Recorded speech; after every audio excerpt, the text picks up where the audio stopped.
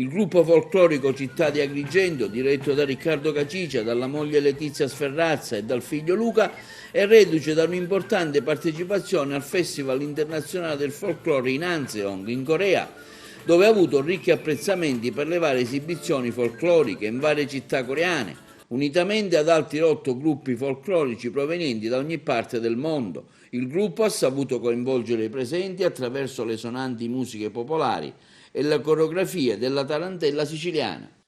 Il gruppo si è esibito in tantissime piazze importanti della Corea e dove ha rappresentato le tradizioni popolari siciliane in un bellissimo festival organizzato dalla sezione CHOF della Corea. E hanno partecipato diversi paesi europei e mondiali.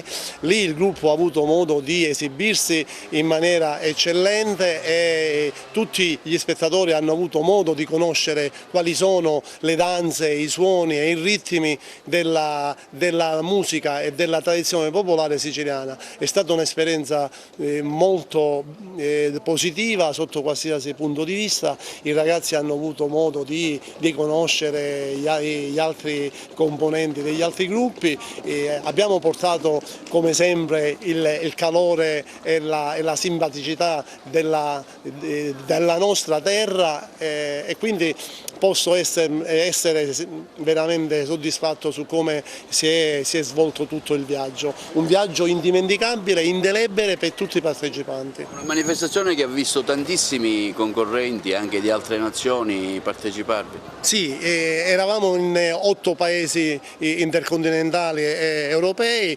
Paraguay, Corea, Filippine, Thailandia, Italia, Romania, Russia. Pezzo forte vostro.